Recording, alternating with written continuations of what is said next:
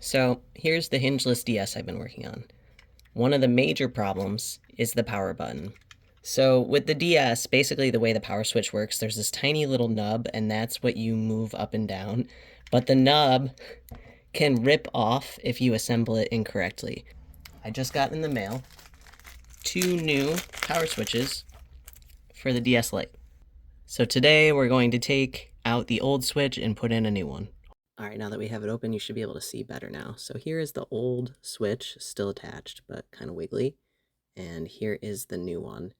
So we just need to remove the solder on this one and put this one in. One of the biggest mistakes I made in my earliest days of soldering was using a soldering iron with a corroded tip.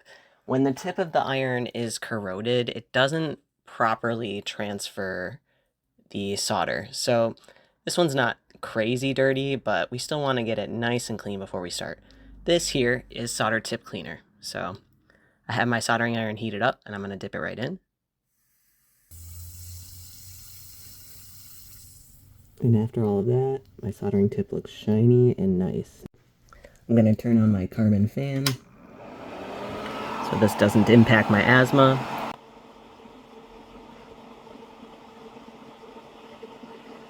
So this one was very loose. It wouldn't normally be this easy, but we did get it off.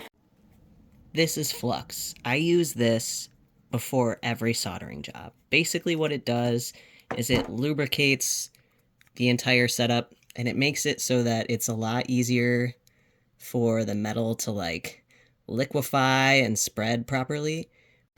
Flux tends to be pretty messy and greasy, and the best thing I've found to clean up flux, especially on your board where you don't want to like obviously get moisture damage, is to use the purest isopropyl alcohol you can get. I use 99% and I've never had any issues. This stuff you can't buy in stores though, you do have to order it online. Alright, so in this case we want to put flux on all the points of contact at once. So everywhere we're going to solder, we're going to put a little bit of flux.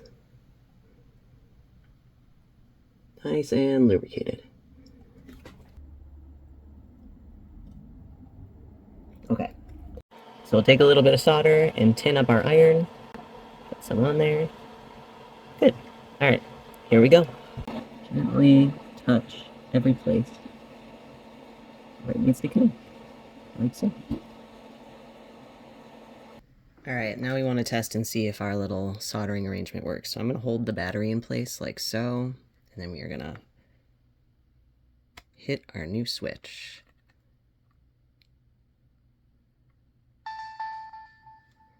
And it works. Great, now we can put it all back together.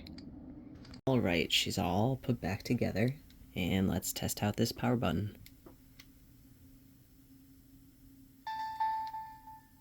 Awesome. Now, this is not what I would consider an easy mod, by the way. The first time I tried to do this exact repair, I accidentally pulled the contacts off of the board of my DS and ruined it for a while. Not this one, but a different one.